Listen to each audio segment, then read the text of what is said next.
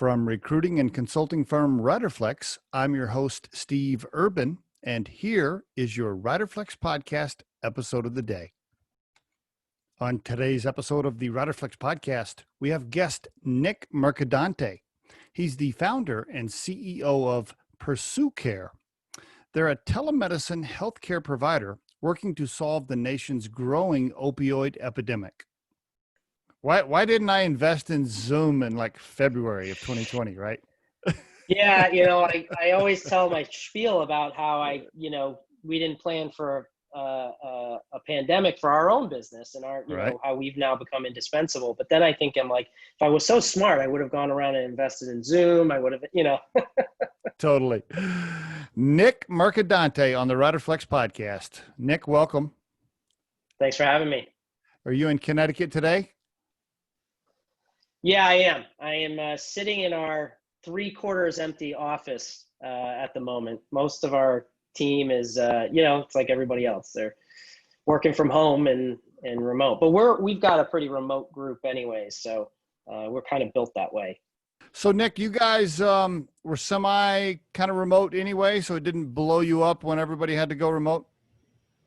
No, I mean, look, I think I'd be lying if I didn't say, it's like it caught everybody by surprise, I think, Right. and everybody had to react to it. But we were fortunate in that we have team members that were already working from home. I have always been very comfortable, just in terms of, the common concerns about working from home are, technology. Can you do it? Right. We're all cloud-based. We designed our company that way, so that was never an issue. All of our people have laptops. They were all kind of ready to, to plug in. But the other big concern that I think a lot of people have, maybe it's people dating themselves a little bit, but it's that people can't work at home, right? They're not productive. They can't separate, their home from their work and things like that. And I don't think that's the case anymore. People are working all the time. They're on their phones, checking email, if they're anything Agreed. like me at 10 in the morning and 10 at night. So, it wasn't a huge transition for us. Gotcha. So you're in Connecticut now. You grew up there. Did you grow up on the East Coast? Okay. All right. Tell us a little bit about your family and where you grew up in some early years. Go for it.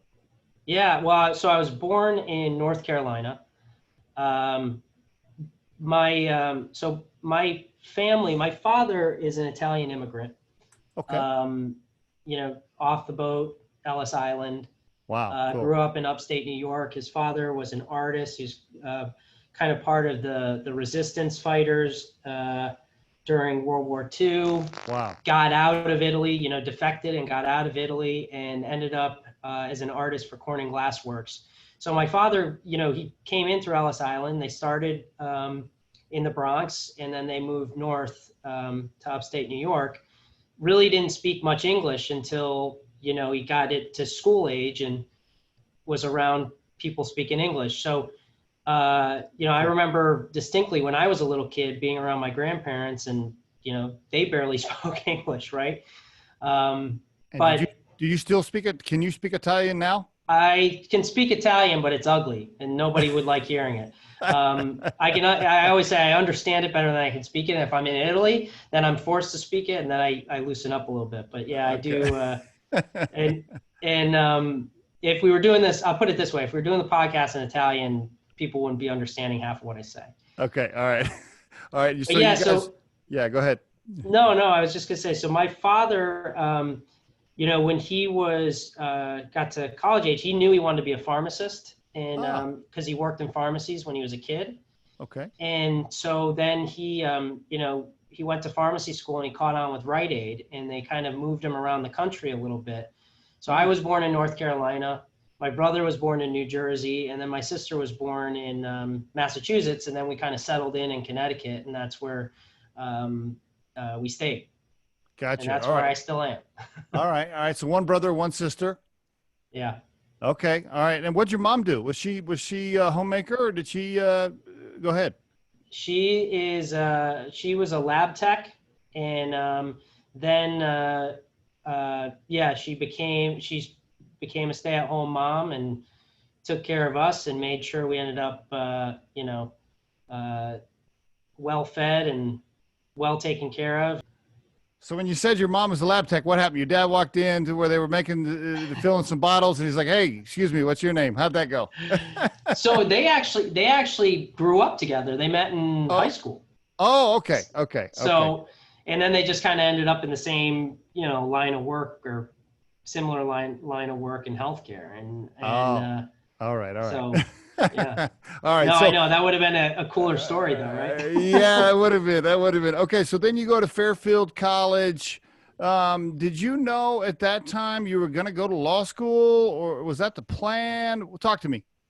I went to, so um, I went to college to play hockey. Oh, That's well, did you that, go on scholarship? I had a little partial scholarship, just Cool. small. Cool. So Um, you were pretty good in high school then. I wasn't that good. And I'm too small, so I don't know what I was thinking. I'm 5'6", so I don't know. I'm not really, and I'm a goalie. You don't see many 5'6" goalies making it to the big time. So, no, I got Uh, recruited a little bit. I really was like kind of too big for my britches, and was like, I want to go to a Division I program. So I okay. ended up at Fairfield. I love Okay. Fairfield. But Fairfield is not a true Division I program, and it Mm. showed because after 2 years they cut the hockey program, and Oh, okay. that was effective. Then it became those who can't do coach, and so I started coaching, and that was the end of my hockey career. Okay. So Okay. What'd you coach? Did you coach high school? Did you go little league? What'd you coach? yeah, I coached high school. Oh, It cool. was almost. So I hurt my knee my freshman year of college. I never really got off the ground with the program there, so I already was kind of looking at like, okay, should I transfer? Should I try to keep playing somewhere? And I talked to my coach from high school that coached me, and he said, why don't you come and work with our kids? You kind of have a personality of somebody who would do well with coaching. I said, I well, what can does see that that. mean? And they said, Yeah. he said, well, you think the game better than you play it. And I'm like, fair enough. So that's how I ended up in coaching. So yeah, I did that Oh, for about a decade. wow. You know, Okay. All right. But you majored in yeah. you're a political science major, right? It's politics. And so was that because you wanted to go to law school? Well, so I didn't really know. I wasn't quite sure. I went Okay. to Fairfield and I entered the business school, and then I I, ended up graduating with a poli-sci degree. I see. And I think probably at the time, business school is hard, so I kind of probably was like, I want the easier route. I'm better at writing than numbers, so let me Uh, check out poli-sci. And I probably I had those like flashes of like, yeah, I'll go to law school, I'll become a lawyer. But I really, when I graduated, I was really focused on, I did the college radio station. And, oh, I did some on-air stuff and I helped kind of run the station. And so I cool. really liked that. So for a while I was like, I want to go work in radio. Really? And yeah. And so right after I graduated, I'm like, like a lot of college kids, like, what the hell am I going to do? So I went to work for a radio station. I did sales, and then I did like every once in a while, if they needed like a fill in on weekends or overnights, I'd get on the air. Oh, And I that's did cool. that for about a year. That's And cool. Do you have any of those old tapes? Those old, I don't know, I have I definitely have the ones from college somewhere. okay. Okay. They might Yeah. actually be tapes, like Right. cassette. I just dated myself by saying tapes, right? Recording. Yeah. Oh my gosh, that's cool. All right. All right. So then, all right, go ahead. So then you're doing that, you're having fun, then what happens? Well, then I wasn't making enough money because I wasn't a very good salesman in terms of selling advertising to car dealerships and stuff like that, I guess. So I decided to go and work for the family business and go work with my father, who was running a pharmacy company. Oh, that's what so on your LinkedIn profile, family meds, that's what that is. That is exactly Ah, right. Yep. was your dad like the CEO or what, the founder, or what was the status there? Yeah. So I mentioned he was working with Rite Aid for a while, and he was in regional management. Finally, kind of settled in Connecticut. Met a guy who had some money and wanted to grow a pharmacy business. He had one Okay. pharmacy in Plainville, Connecticut, Okay. And, my dad had the know-how from Rite Aid and said, well, let me go into business with you. And I'll be the sweat equity, right? I'll be the Yep. one who Great. grows this thing. Yep. And you give me ownership over time through my work. So it started from one pharmacy and grew to a national pharmacy chain and eventually a public company before it was sold to Walgreens. So how about that? That's great, man. What a success story. Your dad comes through Ellis Island. He ends up busting ass, talking some guy he was a salesman too, because he talked some guy into letting him do the sweat equity piece, and then ends up taking a company to an exit, a successful exit. Good for him, man. Awesome. yeah. All right, but at some point, so you're working for the business there in sales, but at some point you're like, yeah, I don't want to do this.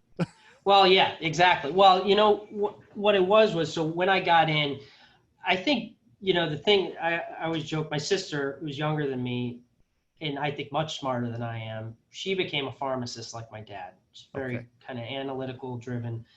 And then my brother is an artist. He's in the middle. He's the outlier.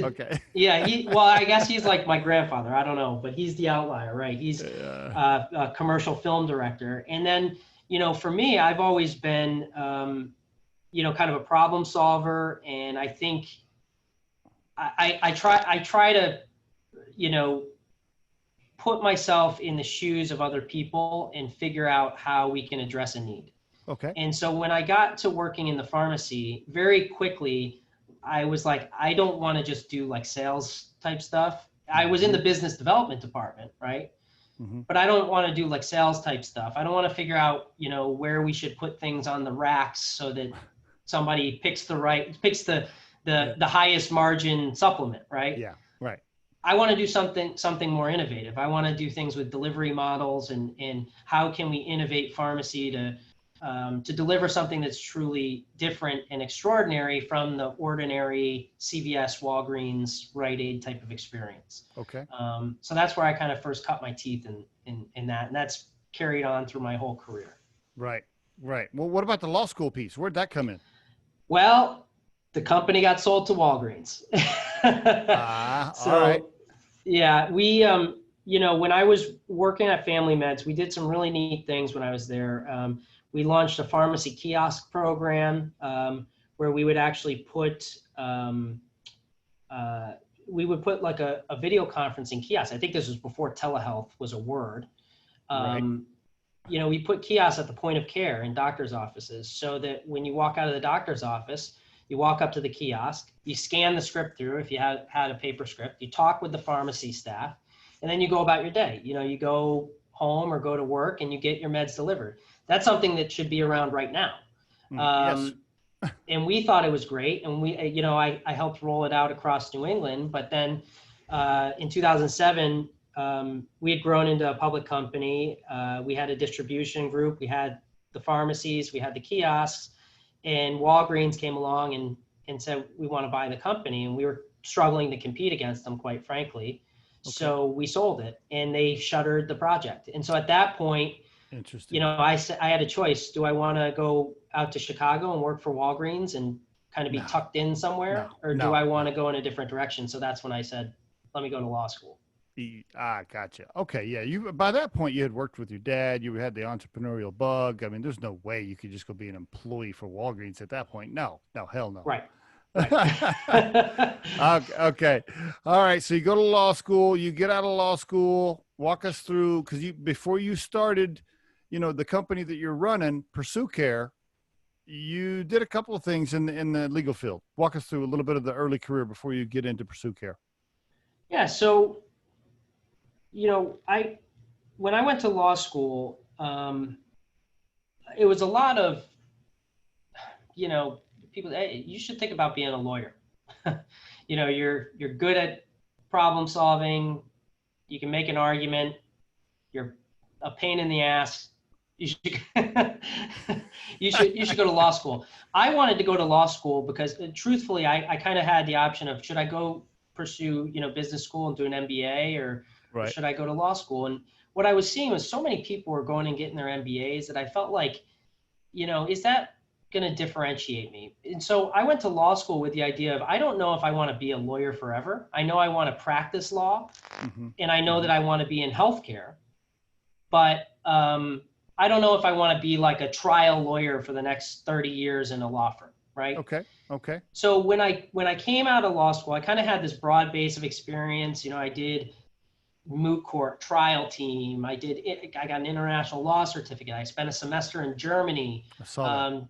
doing mediation and arbitration, dispute resolution. So I had this kind of neat broad base of experience. And so I said, well, I'd like to do something more in the boutique area where I can really work closely with clients and in particular, get myself into healthcare. And, you know, what they don't tell you when you go to law school is that the job market is fiercely competitive, and it's hard to go find that kind of niche job where you get to do exactly what you want to do, right? Right. So when I graduated from law school, I didn't get, it's not like, oh, cool, I graduated, now I get to do exactly what I want to do. I had to go apply and get told like, yeah, okay, you're in over your head. You need to first learn how to be a lawyer. So I worked for a little shop here in Connecticut. I kind of cut my teeth doing complex litigation. So it was a lot of like mass like class action lawsuits and things like that. Okay.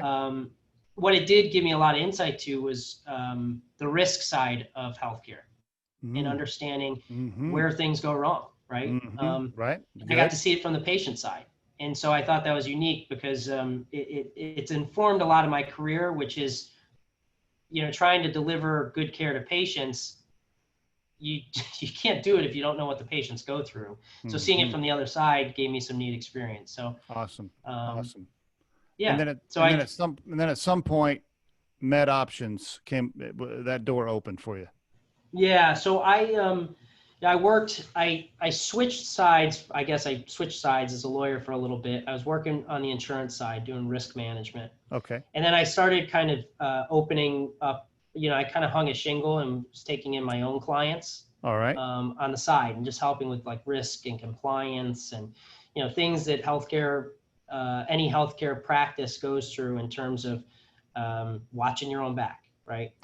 At that moment, can I pause you right there, Nick? At that moment, at that stage in your life, are you laying in bed at night thinking, I want to be a founder of my own company and start my own thing and telehealth? And is any of that in your mind at this point, at this stage in your life? Absolutely. Okay. So I feel like through my entire career, I've always wanted to have the responsibility of being the person who's driving it forward, whether it's from an entrepreneurial standpoint or even taking over, something that, hey, it needs to be restructured. It needs to be rethought. I like to kind of, again, problem solve, take things apart, put them back together and figure out a better way to do it. Sometimes though, as you're going through your career, you don't get to skip the steps, right? That's true. And all the things that you did before you were a founder helped to make it easier. Not that it's easy. I don't want that came out wrong, but yeah, the experience you did gain was good. Cause I've seen guys try to be founders of a company before they've had any experience and then they have no idea what they're doing.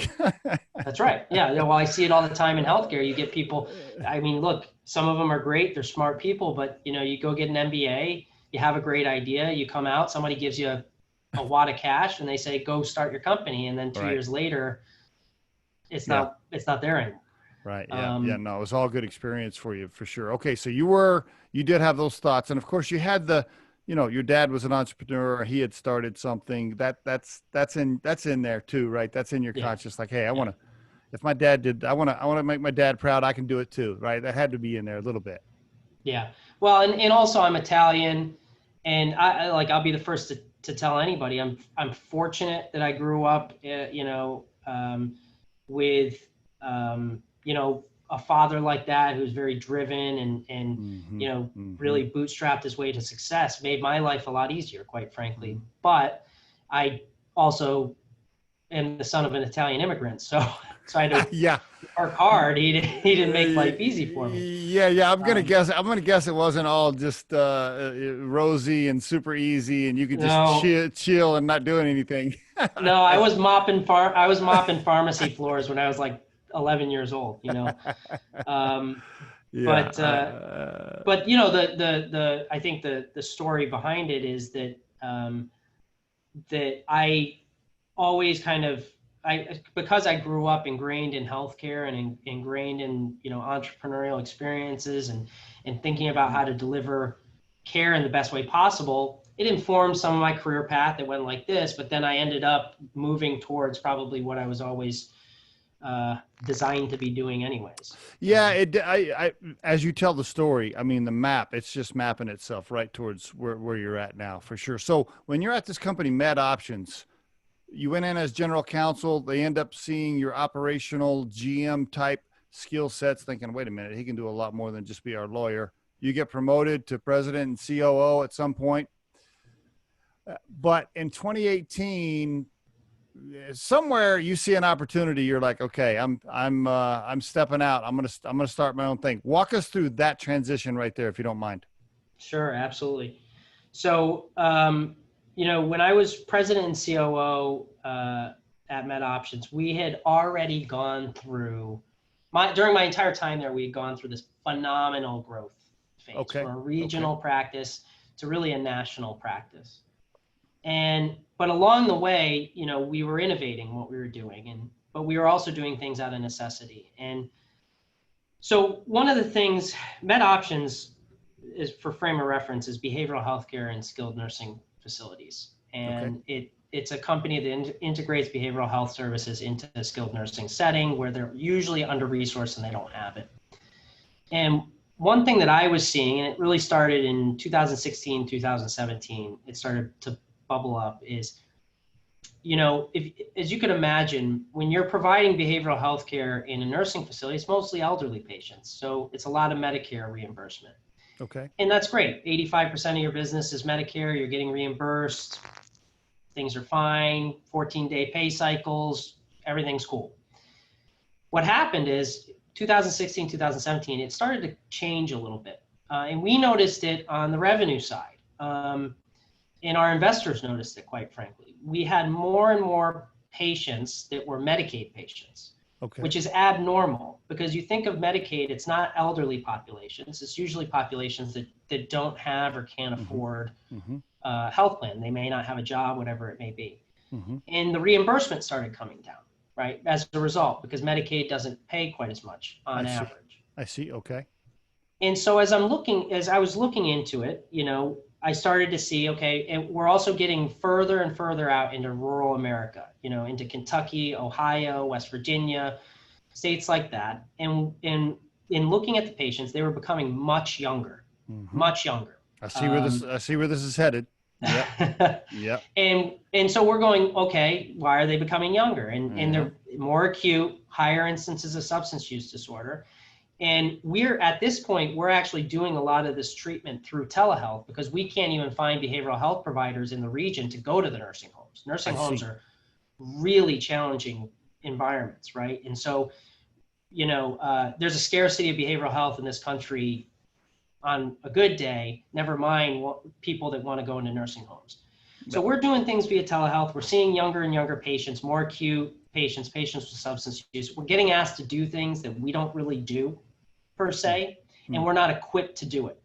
And so, you know, I had a little bit of to just be perfectly blunt about it, I had a tug of war, difference of opinion with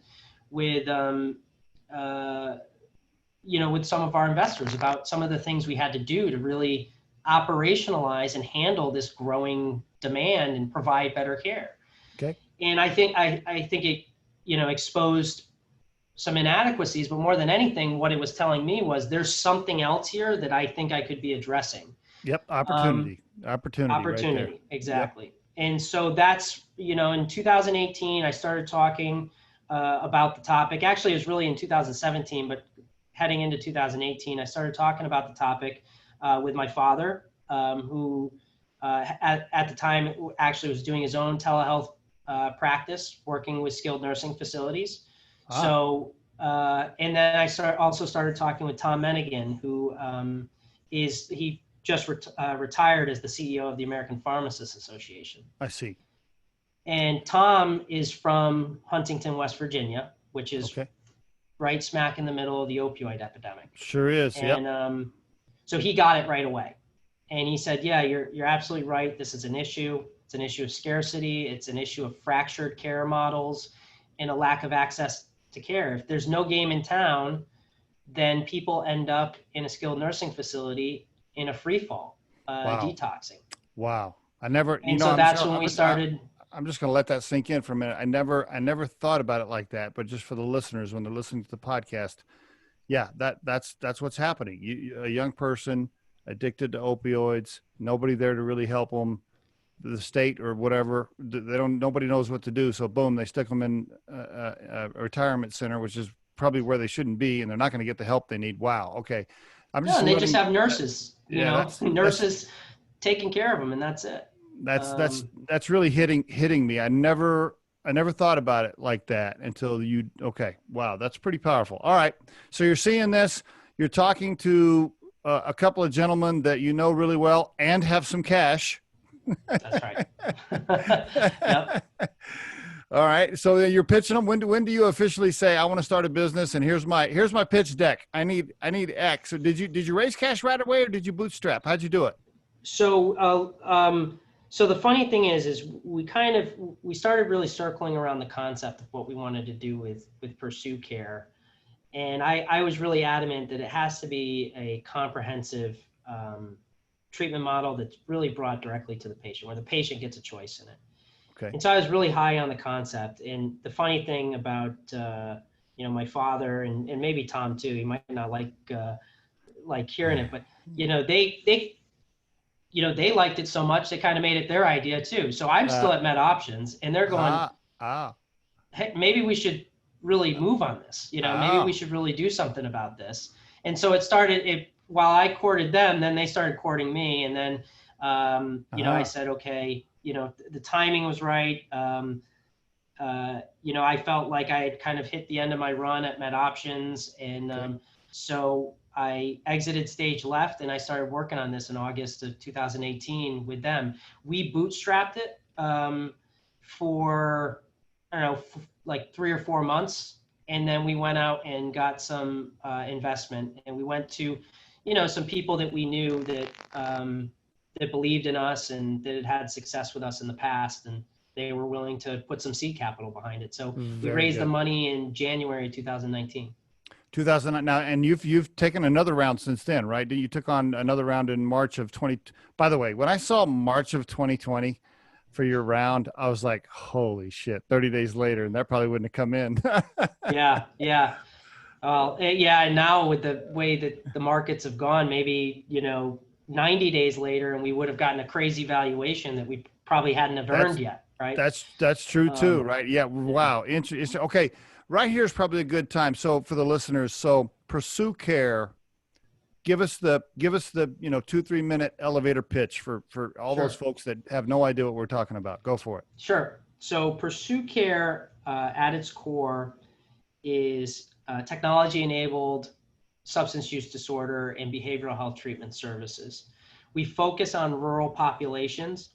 And the idea or the concept behind it is that we deliver our care using telehealth as the modality. It's not something that we just adopted from a brick and mortar clinic setting or in-person care. That's actually how we deliver all of our care. Substantially all of it is through telehealth. We developed our own app to deliver care. So it's a patient-facing app that's designed specifically for the populations we treat. It works at very low bandwidth.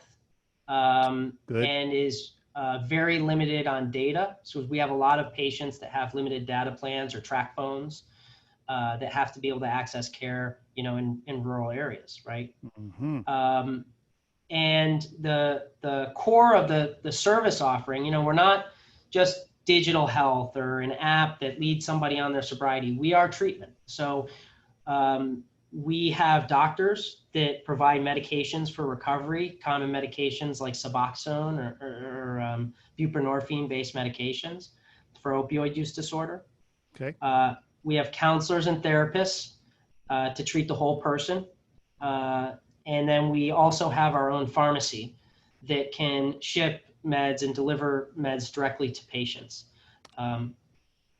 We do, and it's 100% focused on recovery and mental health, which is a hugely stigmatized area, even from pharmacies. And you can look, there's Washington Post and New York Times articles about how a lot of pharmacies essentially discriminate against people with substance use disorder. They turn them away.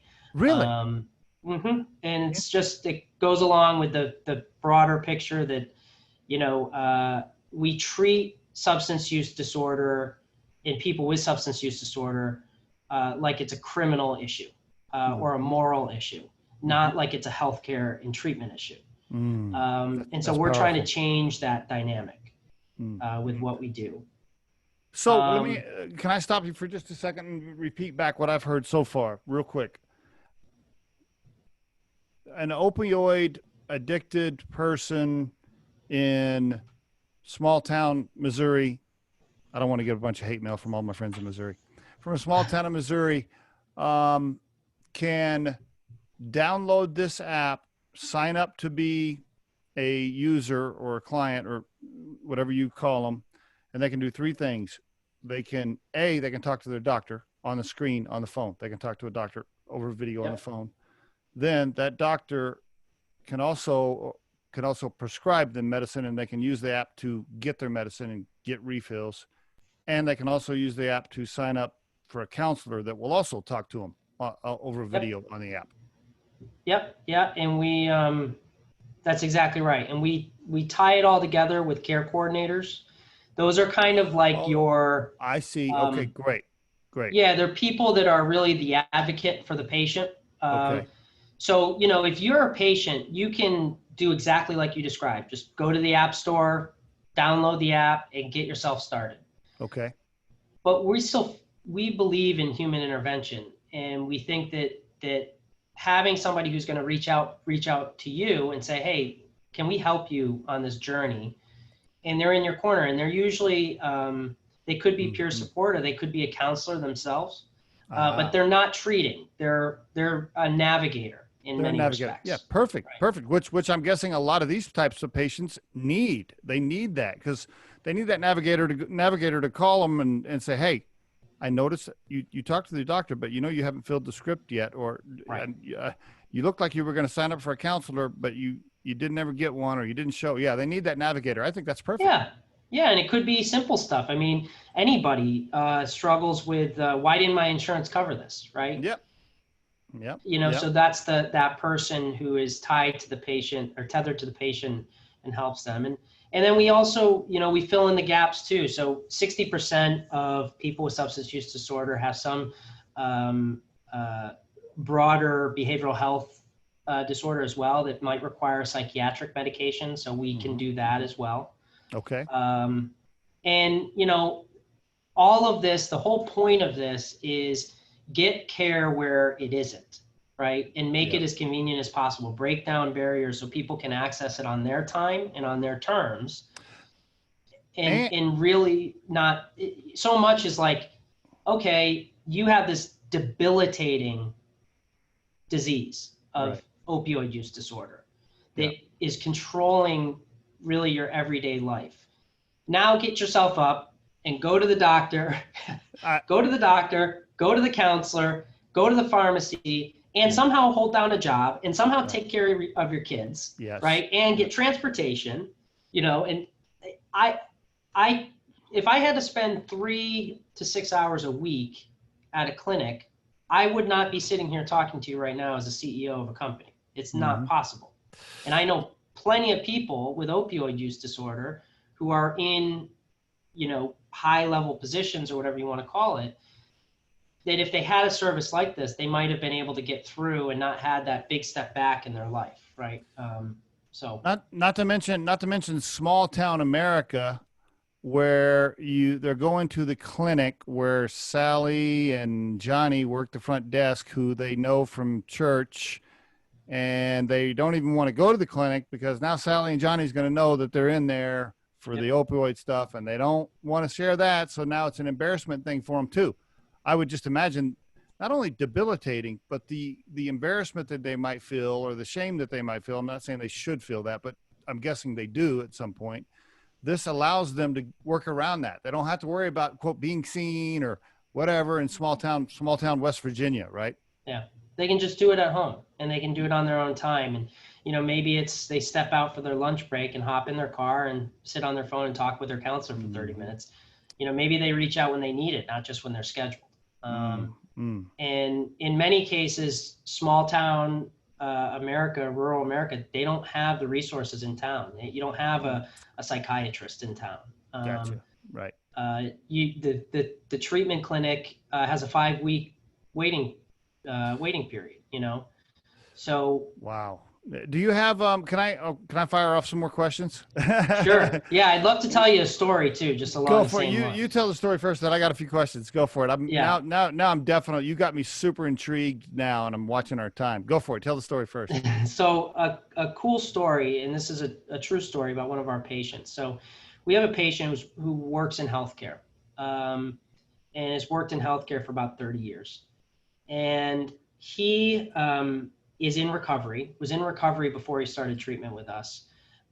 He would go to a clinic to do his recovery for opioid use. So he'd go to the clinic to get his medication and get his counseling and, go about his day. But the challenge is he lives in a small town, and everybody knows who he is, and they recognize his car, and he's deathly afraid that somebody would recognize who he was. So he would drive home, get his wife's car, drive his wife's car to the clinic, pull around to the back, park behind the clinic, and go up through the basement into the clinic.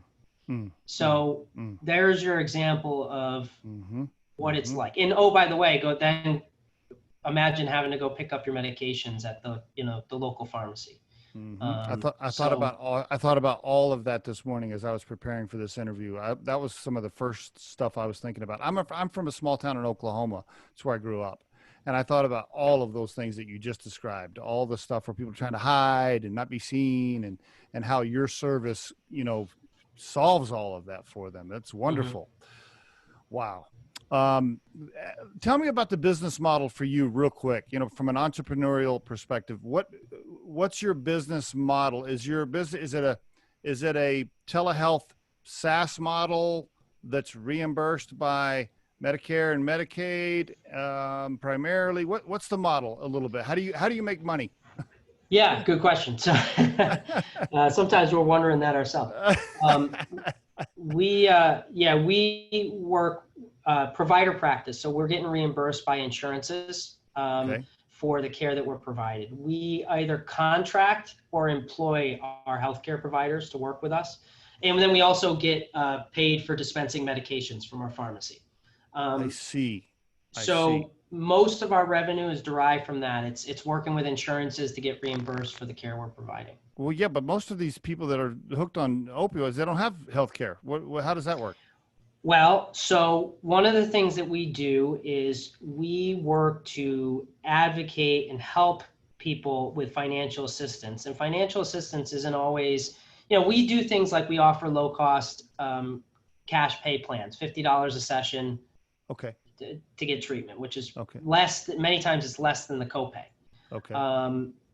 for an insurance. So we help people that way. But the other thing we do is we help them to get back on their feet, go apply for Medicaid, and get coverage. So we help them through that process if we can. And a lot of what we do is we're working with health partners in the community. So we work with community health centers, we work with hospitals, we work with primary care offices, places that don't do substance use treatment, right? I see. And when they refer patients to us, maybe it's somebody who went through on an accidental overdose at a hospital, right? And they need to get care. They're referring the patient to us, but we're working as a team around this person. And the collaboration around them, in many respects, it kind of ends up with you have a qualified patient, somebody that they're in the program, and now we're going to help them to get insurance. They're going to start to get back on their feet. Hopefully they're going to get a job, and then they can pay for treatment. So we're pretty forgiving with that. we don't just say, hey, if you want to do our program, you got to pay $500 up front, because we know that, to your point, a lot of people are really down on their luck when they start. So yeah, and we're doing some things with grants as well. Oh, I see. We're working closely. So we just started a program with Dr. Ernie Fletcher, who's the former governor in Kentucky. They have in Kentucky an opioid response grant to work on delivery models and educating, rural primary care doctors on how to provide SUD treatment.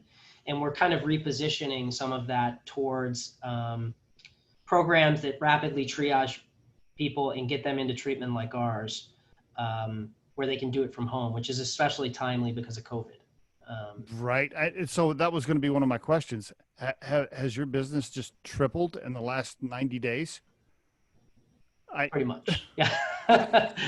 I mean, and is that, I got to ask you, that's got to be a very mixed, weird, emotional feeling for you, right? I would think that would have to be definitely like, okay, I'm waking up, I'm super happy that my business is tripling, but damn, it's also because of this pandemic. Like, that's got to be a weird, how do you deal with that emotion?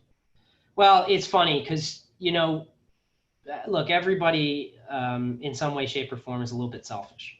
And, you think like, wow, I'm fortunate, right? I'm fortunate that I have something that is timely and it's resonating. And, we're in a position where we're doing quite well. But, I always run the risk of, I never want to say, look, the silver lining to a pandemic is that,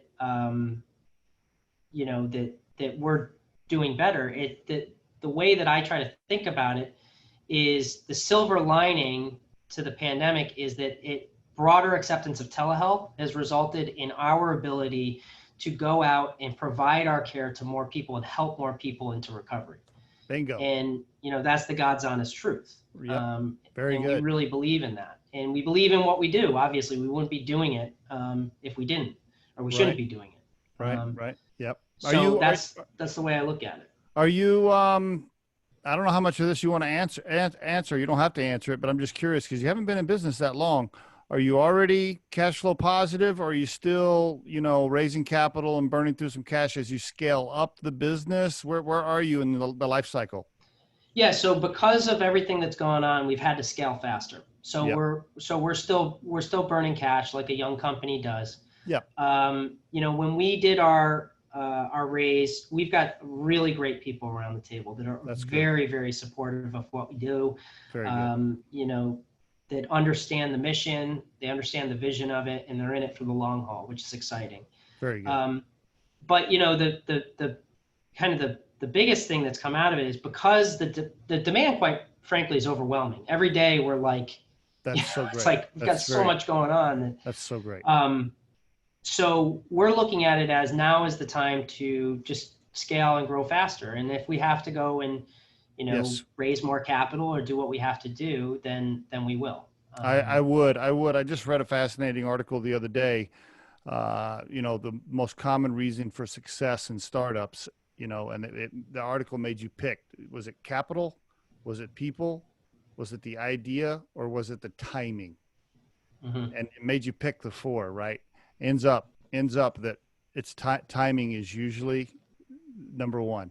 It just happened. Yeah. It happened to hit right at a certain time. I mean, they're all close in rank, but sure. So are there competitors? You don't have to name the competitors, but are you thinking is this a race to scale as fast as possible because there will be lots of competition, or do you have something that's protected or patented or secret sauce formula? How does that work? So we have some pretty neat things that are in the works and so one of the kind of tenets of being a technology enabled service provider is that you toe the line. You're providing services, but you're also the technology. You can't let either falter. So we're trying to innovate what we do. We want to really bring up the digital health aspect of what we do. So bring patients more self-guided resources, things that can help them in their recovery that is not treatment, while they're also getting treatment with us. So that's a differentiator that we're trying to continue to foster through our team here. And the pharmacy is another big differentiator. The delivery model for the medications, because of what I mentioned earlier, it's just so challenging for people to go get meds at their local pharmacy. So that's a big differentiator. What I would say is this space, there are more providers doing telehealth than ever before because of COVID. Yes. But many of them are doing it begrudgingly. Gotcha. You know, they want to retain their patients. They're not really sure if telehealth is a viable modality. We're a believer in it. And so we're doing a lot of research behind what we do and really trying to make sure that everything that we're advancing is in the best interest of patient care, but we're in it for the long haul. So we want to continue to innovate and be looked to as subject matter experts in it. I think that there are competitors in our space that are doing what we're doing in some way, shape, or form. I tend to not really think of them as competitors because the problem is so damn big that there's plenty to go around, right? Okay. And so we've already kind of formed friendly relationships with other groups that are doing this, and we trade notes. And right now, I know it's super early, but does Nick have something whiteboarded out? 5-year plan, hit this mark, sell, or right now you're just having fun building it and just day to day. Yeah, we're having fun building it. We definitely want to bring this to as many people as we can. There's certainly a huge regulatory hurdle in terms of substance use disorder treatment, telehealth, controlled substances.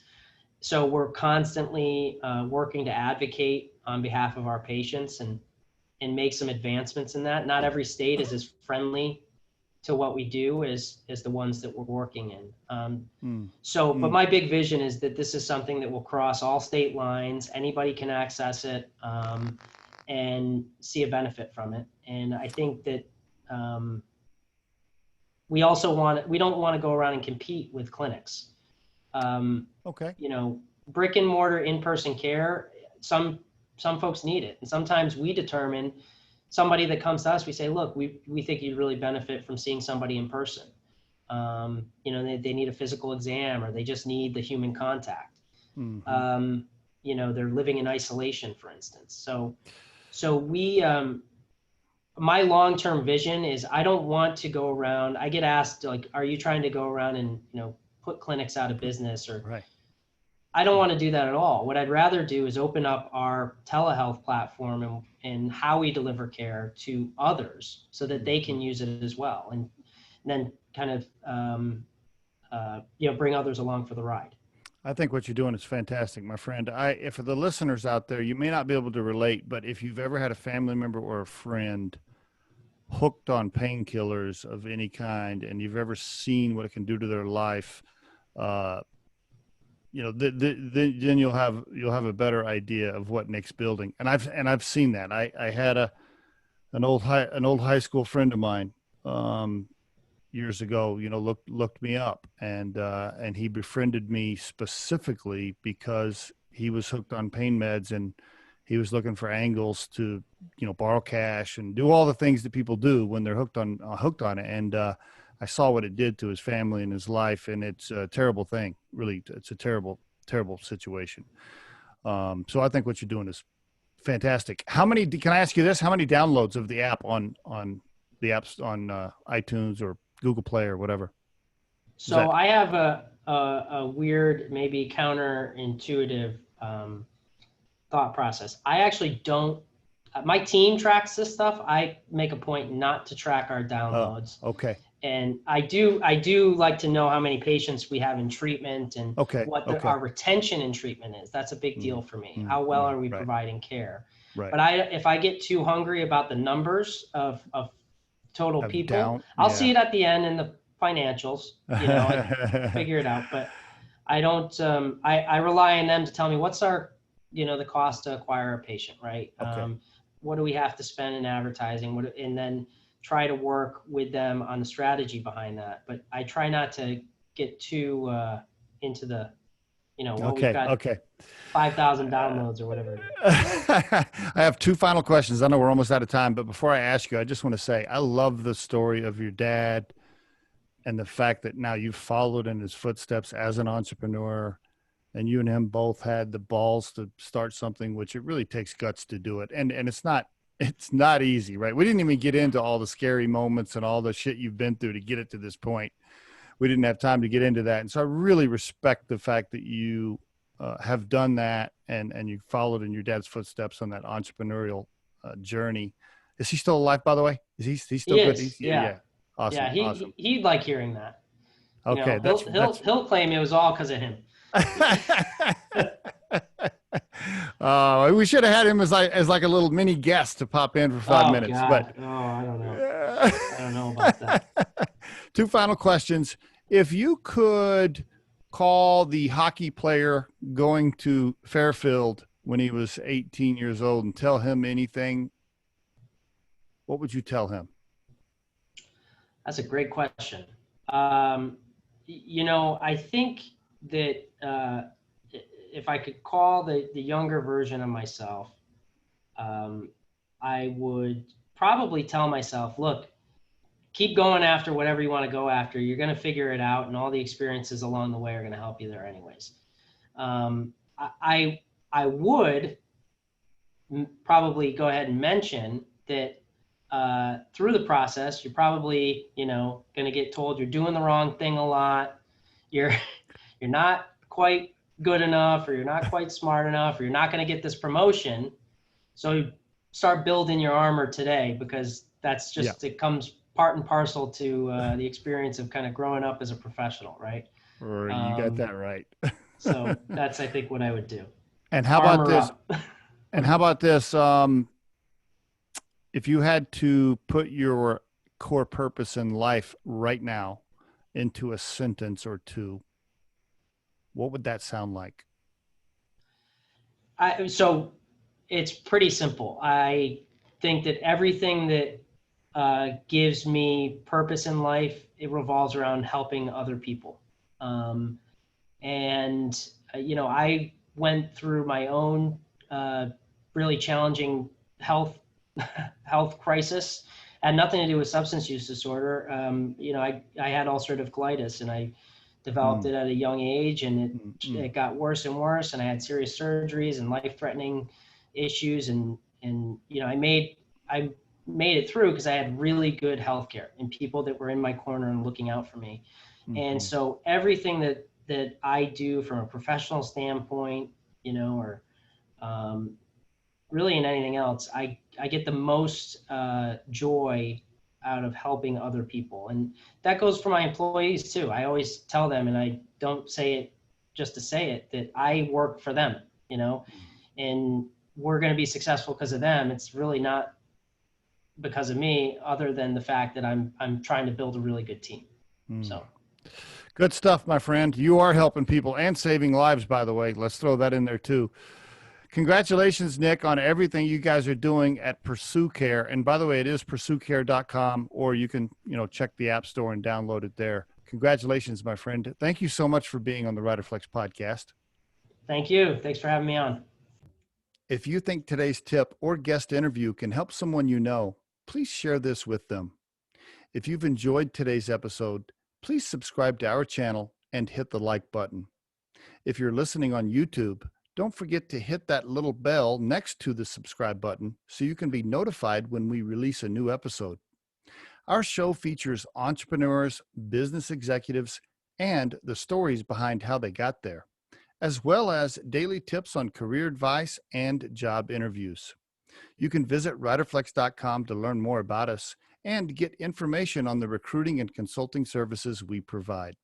Thanks so much for listening, and have a great day.